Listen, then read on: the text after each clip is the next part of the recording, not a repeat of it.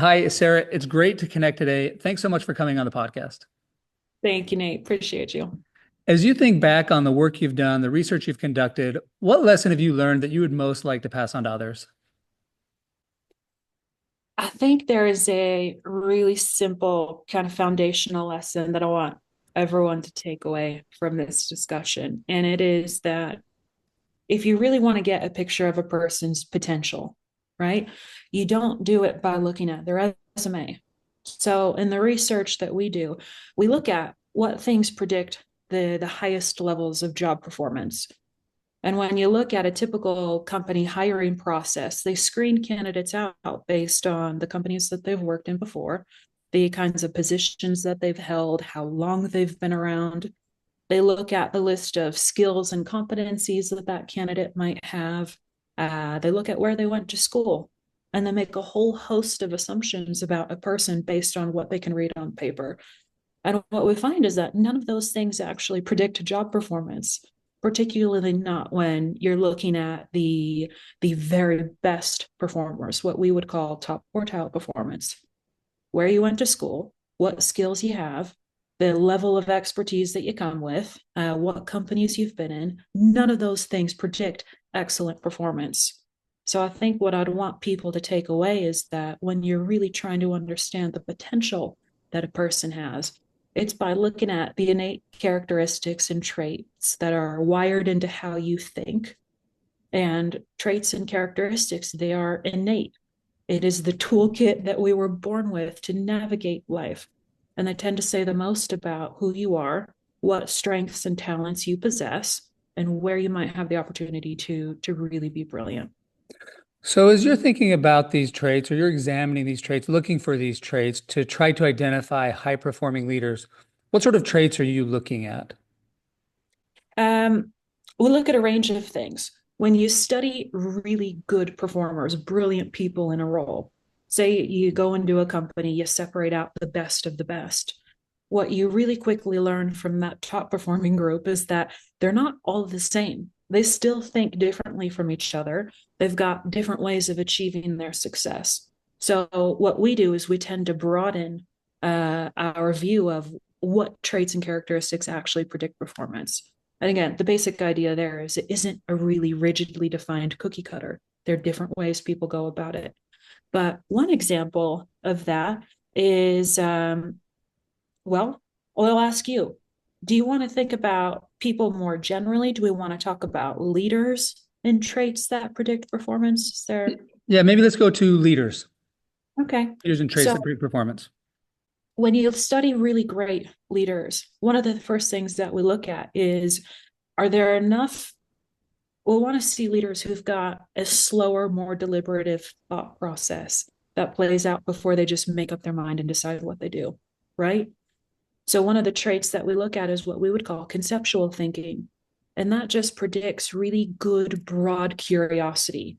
It's a person who asks many questions to either understand an issue or to generate more ideas about what they could do. So a good conceptual thinker, they ask enough questions to kind of expand the picture in front of them. And the more expansive picture that gets, then you can see different opportunities within that window, right? So it's an example of a trait that we can measure by asking good questions of people. Okay, so But that makes a lot yeah, of sense. So conceptual thinking, curiosity to expand the picture. It sounds like the approach then that you're taking and that is grounded in your experience is working with, well, like tens of thousands of people. Is that right? yeah. And you're looking for the traits that predict success. That makes some people feel uncomfortable because they're like, wait, my mom told me that I can be anything I want. I can do anything. And many of us want to believe this as well because we don't want to feel like we're held back by genetics. So how do you react to people when they say, my mom told me I can do anything and I believe I can do anything? I want people to have aspirations for themselves that match the capabilities that they have, right? And I think that's the way to look at it is there is absolutely a role out there for you where you could be brilliant, where the talents that you possess are a really good match for the role that you're in, where you can show up every day doing work that is aligned to, again, the talents that you've got. So I don't look at this as a limiter, but certainly when we do research around really good performers, particularly brilliant leaders, not everybody has the talent to get there. Motivation and hard work will only get you so far. If we care about the outcomes, if we care about performance, um, then I think we need to help people be a little bit more realistic about where they can be brilliant. And it's not always top levels of leadership. It doesn't need to be. So I was in a PhD seminar years ago, and we had a geneticist that was talking about kind of a similar take that genes play a very important role in our abilities and in the outcomes. And one of my classmates, after the presentation, said something like, "Can you believe that bull crap?" And I was like, "Oh, what do you mean?" And they're like, "Well, that was just, it's bull crap about how genes are so important and kind of this idea of, we can do anything." And then they said something that always stuck with me. They said, "Even if that is true, I don't want to believe it because I don't like it." And I thought, wow, you are choosing to live in a you're choosing to live in a fake world. You're choosing to live in a fake reality. And the reality is not everybody is LeBron James. No matter how much you practice, no matter how hard you work, no matter how motivated you are, no matter how many classes you take, we're not going to be LeBron James. We don't have to be. I guess to your point, it's like, why should we try to be LeBron James when we can be the best version of ourselves and then just go find the place where we fit best, where we can use our skills and ability to make the greatest impact? It's interesting as I listen to that example. If you take a view of a person's genetics and you just take the negative view where you're trying to discover the deficiencies and what they don't have, then I think it's easy to want to disregard that argument, right? And say, well, I just choose not to believe it. But the idea is that, again, you've got to figure out what talents and strengths you do have and how you position yourself within that to do the best work that you can. When so I think it's just not a good waste of a person's, or it's not a good spend of energy to just think about what you don't have and what limitations that you might never make any meaningful progress in. Spend your time trying to figure out where you can be brilliant and how you align the kind of work and opportunities in front of you to that. When when I first started working with my partner Barry, he told me that it's something that always has kind of stuck with me. He said, always go into a role or always go into a project with the assumption that there's someone that's going to be brilliant in that role. And that applies, by the way, to hotel maids, right? The people that we never see, that we don't think much about. There are people who are absolutely brilliant in that role and who love doing that kind of work. We got to find them, right? That applies to bank tellers. It applies to people working in restaurants. It applies all the way up to executive leaders. There are people who are just wired to do those jobs to such a standard that we think, Jesus, if we could only find more of them. You can. So, really interesting. I love this idea that there's genius and brilliance everywhere, and not all of this genius and brilliance is appreciated. Like you said, starting out, so all too often, people are judged by where they were born, who their parents were, what degrees they have, what companies they've been at. So I love this idea of finding our own kind of brilliance within us and then applying it in the sphere where we're going to be most successful. Maybe last question then is, what role does education play in helping people find what they're brilliant at? I love this question. So I'm doing a talk at a conference at a university next February, and they were talking to me about this program that they've built to build the students' skills and competencies. So it's a big emphasis in their management program, and how they expose their students to leadership skills and competencies.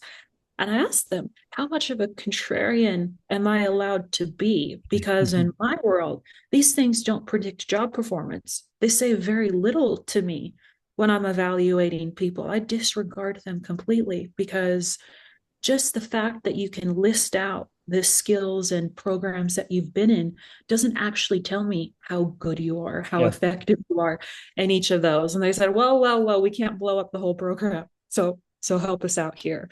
And I think one way of thinking about how the kind of academic institution contributes to people developing their self-awareness is that there's absolutely a role for professors to play in broadening the set of experiences that they expose students to.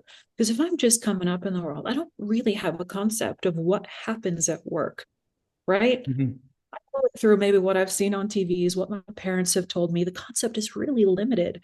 So universities definitely have a role to play in broadening the experiences that they put their students in front of. So if I can expose you to all these different aspects of work, then within that exposure, some things are going to spark, right?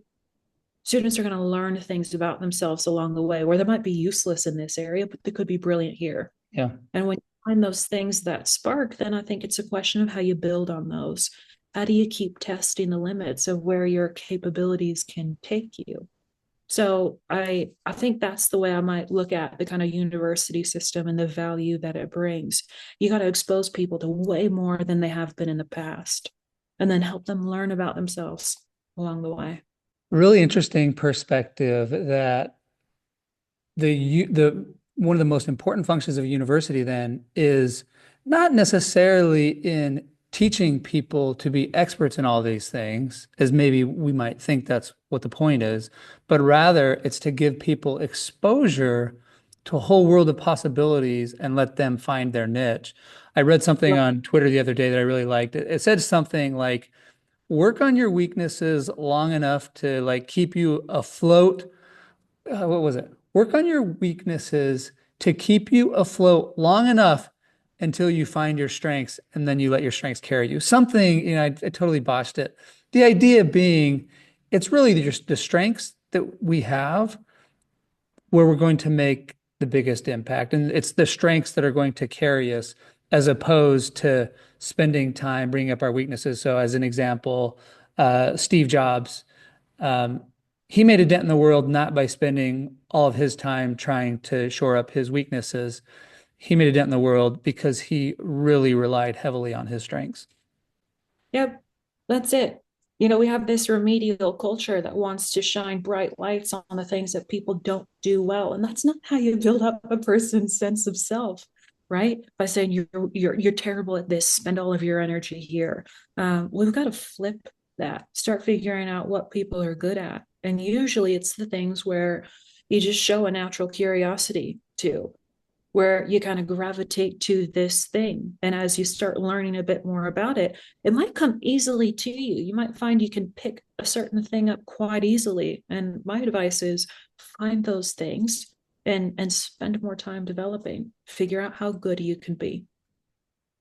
Yeah, well, that's great. I love this lesson. Thank you for sharing your experience, your research, these ideas. One of my favorite phrases that a football coach taught me years ago was face the brutal facts. And I think for some people, maybe this lesson doesn't intuitively or initially sit well. But I think the more we think about it, it actually can be quite empowering. And as you just said, one of the main messages isn't uh, focus on your weakness and always try to build up your weakness. It's actually just lean into the strength. So thank you so much, Sarah, for coming on today.